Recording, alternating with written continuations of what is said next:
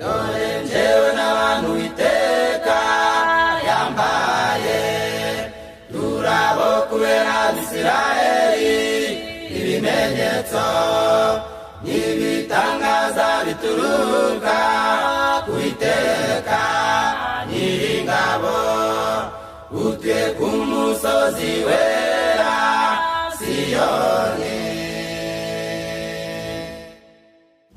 Dore njyewe n'abantu Iteka yambaye turabo kubera Abisirayeli ibimenyetso n'ibitangaza bituruka ku Iteka Nyiringabo utuye ku musozi wera Siyoni.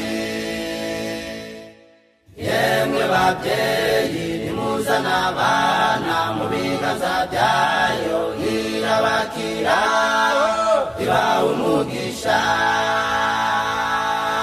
Yemwe babyeyi nimuzana abana mu biganza byayo irabakira ibaha umugisha. Yaduhaye abana mu biganza bitunezeze maze iduha isezerano rivuga ngo sinzatuma batwita nange ko babyara bazishima babonye urwo rubyaro. Yaduhaye abana mu biganza bitunezeze maze iduha isezerano rivuga ngo sinzatuma batwita nange ko babyara bazishima babonye urwo rubyaro.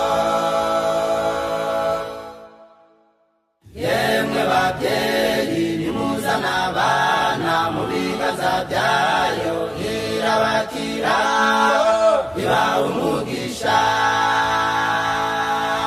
Yemwe babyeyi nimuzana abana mu biganza byayo irabakira ibaha umugisha. Namwe yemwe babyeyi muje mwishima munezerwe mubonye abana bazengurutse ameza ng'uduti twaherayo ntukirambike inzu yawe dore uwo niwe munezero.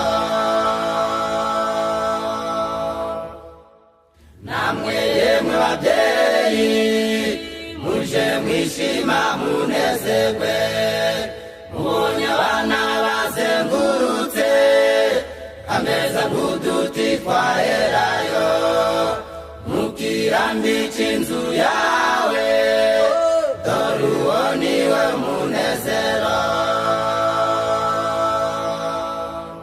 kubona abana umugisha Yesu yarabivuze ati mureke abana banzange abameze batyo ubwami bwo mu ijuru n'ubwabo.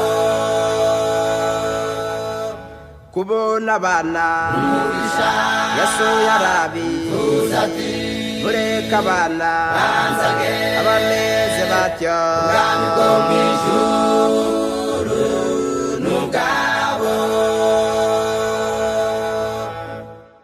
Yemwe babyeyi nimuzana abana mu biganza byayo irabakira ibaha